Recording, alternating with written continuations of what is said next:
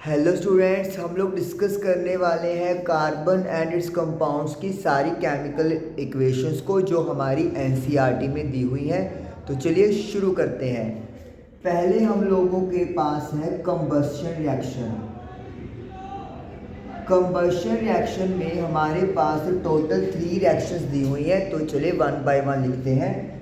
पहली रिएक्शन है कार्बन या इसका एलोट्रॉप ऑक्सीजन की प्रेजेंस में बर्न होगा तो carbon dioxide plus heat and light form होंगे। This is the first reaction. Second है हमारे पास methane gas, CH4 natural gas का जो मेन कंपोनेंट है।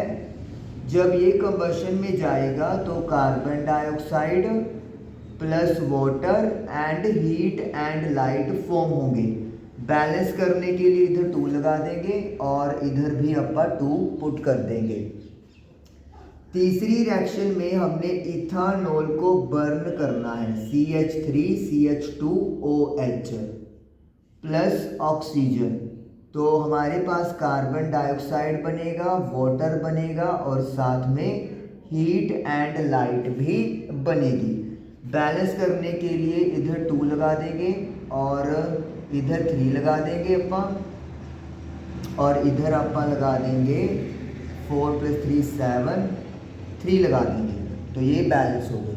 तो कंबशन की ये 3 इक्वेशंस हैं जो हमारे एनसीईआरटी में दी हुई हैं और ये 3 हमने करनी है। उसके बाद हमारे पास है ऑक्सीडेशन। ऑक्सीडेशन की रिएक्शन है, एक रिएक्शन है सिर्फ। ऑक्सीडेशन में क्या है हमारे पास, इथानॉल है, CH3CH2OH। हम लोग ऑक्सीडाइजिंग एजेंट की हेल्प लेंगे, या तो एल्किलाइन पोटाशियम परमैंगनेट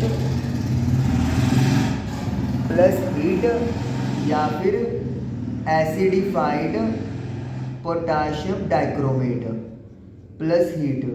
मतलब दोनों में से कोई भी एक।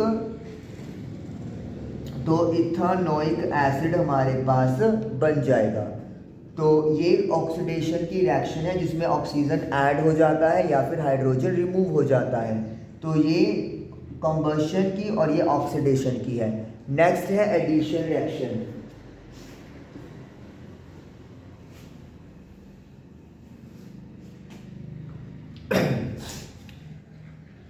एडिशन में क्या है हमारे पास, वेजिटेबल ऑयल्स लिए हुए हैं जो कि अनसैचुरेटेड होते हैं। R stands for alkyl group, ये अनसैचुरेटेड हाइड्रोकार्बन है। हाइड्रोजन की प्रेजेंस, हाइड्रोजन ऐड करना है in the presence of nickel catalyst. तो आपके पास सैचुरेटेड हाइड्रोकार्बन बन जाएगा। This is called addition reaction. उसके बाद है सब्स्टिट्यूशन रिएक्शन। सब्स्टिट्यूशन रिएक्शन में क्या है, हमारे पास सैचुरेटेड हाइड्रोकार्बन होगा, क्लोरीन जो है वो रिमूव कर देगी एक हाइड्रोजन को इन the presence of sunlight. Chloromethane बनेगा प्लस हाइड्रोक्लोरिक एसिड फॉर्म हो जाएगा। तो ये सब्स्टिट्यूशन रिएक्शन हमारी कंप्लीट हुई।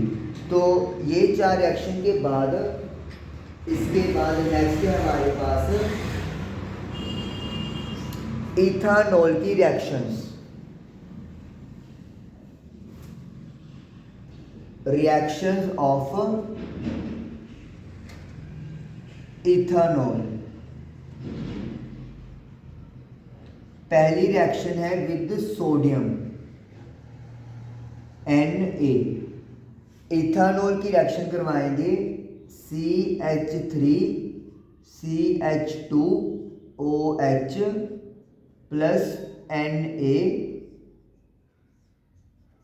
CH3CH2ONA plus hydrogen gas. O के ऊपर नेगेटिव चार्ज और सोडियम के ऊपर पॉजिटिव चार्ज।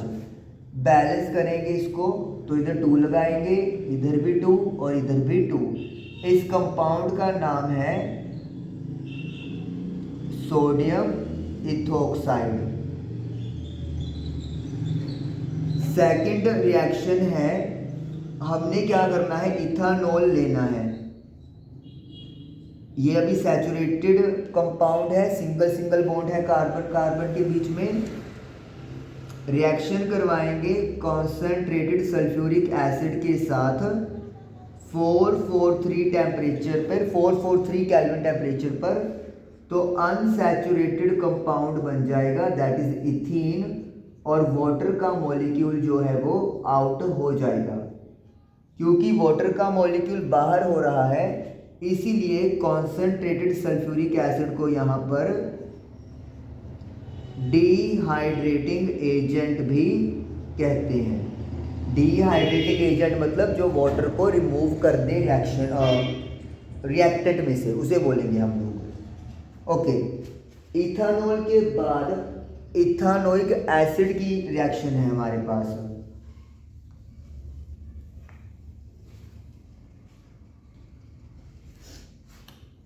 रिएक्शंस ऑफ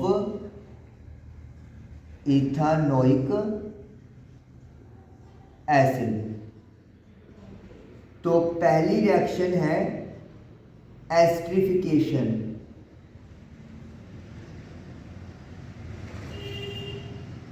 इस रिएक्शन में क्या है, आपके पास इथानोइक एसिड है CH3COOH, आपके पास इथानॉल है, आप कॉन्सेंट्रेटेड सल्फ्यूरिक एसिड यूज करोगे जो कैटलिस्ट का काम करेगा। तो क्या होगा, ये वाला बॉन्ड और ये वाला बॉन्ड ब्रेक हो जाएगा और क्या बनेगा, CH3COO CH2CH3 प्लस वाटर। इस कंपाउंड का नाम इथाइल इथानोएट है, जो कि ईस्टर फैमिली से बिलोंग करता है, जो कि स्वीट स्मेलिंग सब्सटेंसेस होते हैं, परफ्यूम में इनका यूज़ होता है, ये चीज़ है। उसके बाद नेक्स्ट है हमारे पास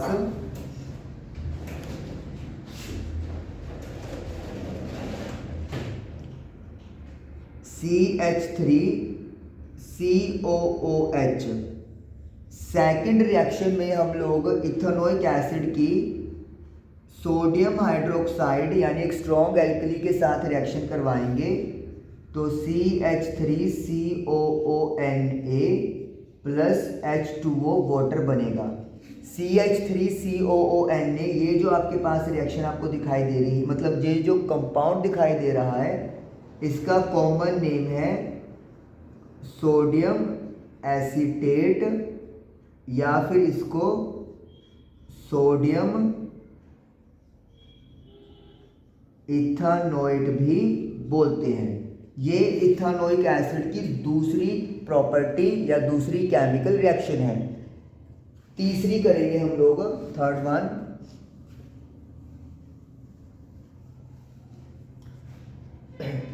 सैपोनिफिकेशन अभी हमारी रहती है, वो भी हमने करनी है।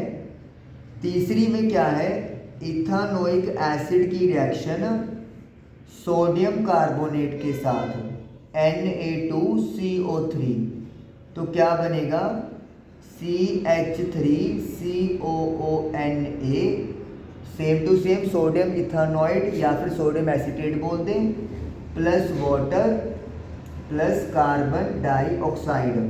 बैलेंस करने के लिए 2 यहाँ पर क्या कर देंगे हम लोग, प्लेस कर देंगे। ओके, 3 2 5 6 7, ठीक है, ओके, रिपोर्ट है।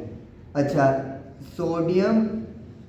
इथानोइक एसिड की एक और रिएक्शन है सोडियम हाइड्रोजन कार्बोनेट यानी कि बेकिंग सोडा के साथ। Again you will get the same products, plus H2O plus CO2। यहाँ पर आपको 2 आगे लगाने की जरूरत नहीं है क्योंकि ये ऑलरेडी बैलेंस्ड है। इथानोइक एसिड की ये 3 रिएक्शंस हमारी कंप्लीट हुई। इसके बाद एक और रिएक्शन है सैपोनिफिकेशन रिएक्शन। सैपोनिफिकेशन में क्या होगा, आपके पास ईस्टर है जो हम लोगों ने इससे प्रीवियस एसिडिफिकेशन में देखा, ये इथाइल इथानोइड है, इसकी रिएक्शन करवाएंगे सोडियम हाइड्रोक्साइड के साथ, तो अगेन ये वाला बॉन्ड ब्रेक हो जाएगा और सोडियम जो है वो यहाँ पर अटैच हो जाएगा और CH3 CH2OH इथानॉल यहाँ पर हमारा प्रिपेयर हो जाएगा। So this is saponification reaction, क्योंकि ये जो कंपाउंड आपका इधर बना है सोडियम एसिटेट, उसे सोप बनाने के लिए हम लोग यूज़ करते हैं। एक लास्ट रिएक्शन और कर लेते हैं, हालांकि वो NCERT में नहीं है हमारे, लेकिन फिर भी स्कम की फॉर्मेशन की रिएक्शन अगर कई बार आ जाए, मतलब स्कम फॉर्मेशन कैसे होता है, तो आप ये रिएक्शन इंक्लूड कर दें। हम लोग इसमें सोप लेंगे, इस सोप का नाम है इधर sodium stearate, chemical name is sodium stearate, और ये सोप को रिप्रेजेंट करता है।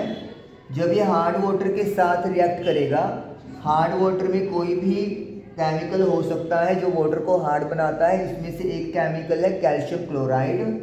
तो क्या होगा, हमारे पास जो